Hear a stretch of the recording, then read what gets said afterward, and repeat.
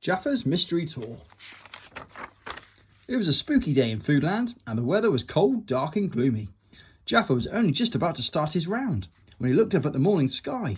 The moon was still out. Everything looked murky. Dark clouds moved across the sky. An owl hooted in a nearby tree. Jaffa was spooked.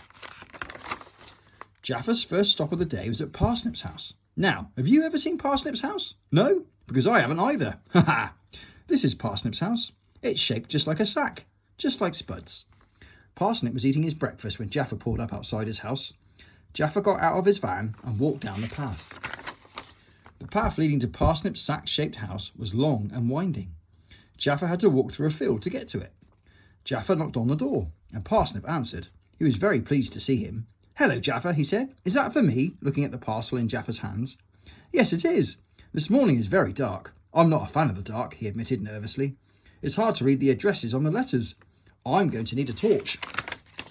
Luckily for the postman, Parsnip had a torch in his toolkit. "Here you are," he said. "Take this. It may come in handy today. I think you're going to need it. Good luck." "Thank you, Parsnip," smiled Jaffa, and he returned to his van. Soon the moon disappeared behind some dark clouds. Fog came in from the sea. It made driving very difficult. Jaffa struggled down the winding country lanes. Suddenly he had to slam on his brakes, and there was a mysterious figure standing in the road. Jaffa stepped out of his van. To him, it looked like a wizard, and it was. "Delivering the post, you must beware. There's danger approaching and fear in the air." It was a rhyming wizard. He always talked in riddles. "Danger? What danger?" asked Jaffa. "See a sign, go to the left. Through the trees, watch out for a theft. Find a fruit to help you through. They will know just what to do." And with that, the wizard disappeared in a magical whoosh of smoke. Jaffa got back in the van and turned the key in the ignition, but it wouldn't start. "Bother," said Jaffa. "I'm going to have to walk." Jaffa had to leave his van at the side of the road. He took his post bag and filled it up with as many parcels as he could. He also remembered the torch that Parsnip gave him. Jaffa made his way quickly down the road until he came to a signpost. One way said, "To the forest." The other said, "To the castle." Which way should I go? Thought Jaffa. Then he remembered the wizard's riddle. See a sign, go to the left. So Jaffa took the route leading towards the grapefruit forest, and the fog grew heavier. Jaffa used the torch to light his way. He came to the edge of the forest when someone tapped him on the shoulder. "Wah!" Jaffa jumped. He was frightened.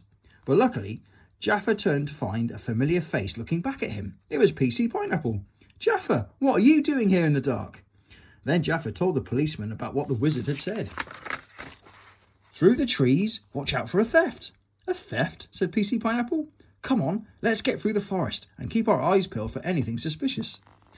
Both the policeman and the postman could hear the screeching sounds of birds calling. "Something is wrong," said PC Pineapple. "I've never heard birds calling like that." They came to a bird box, and Jaffa looked inside, and the birds hovered above his heads. "Do you notice something?" said PC Pineapple. "There's no eggs." They found more bird boxes with no eggs inside. "That's our theft," he said. The wizard was right. Suddenly the wizard appeared again in a big whoosh of smoke. "You found the theft. Now it's time to find the culprits who have been most unkind. To find the thieves, search through the leaves and look high and low. This magical mystery tour does not have long to go." Then the wizard disappeared once more. Whoosh! "Wow," said PC Pineapple. "He doesn't hang about. Come on, Jaffa. Someone is stealing all the birds' eggs." Jaffa and PC Pineapple were determined to find them. They smashed their way through the forest. They clambered through bushes and climbed over logs. Soon they reached the safety of PC Pineapple's house. But then, when they got there, somebody had beaten them to it. Somebody had sneaked into the policeman's house. "Who is in my house?" bellowed PC Pineapple. The house alarm was set off. "They're trying to escape round the back." Whilst PC Pineapple turned off his alarm, Jaffa ran through the house to catch the burglar. The postman used his postbag to catch them, sliding along the floor, and somebody tripped up. They landed with their head stuck in a plant pot. "Foop! Gotcha!" shouted Jaffa. "Well done," smiled PC Pineapple. "Now let's find out who's been stealing the birds' eggs and entering my house." Jaffa lifted up the plant pot to reveal their identity. It was Parsnip! Jaffa found all the stolen eggs in PC Pineapple's suitcase. Parsnip was going to frame the policeman for stealing the eggs.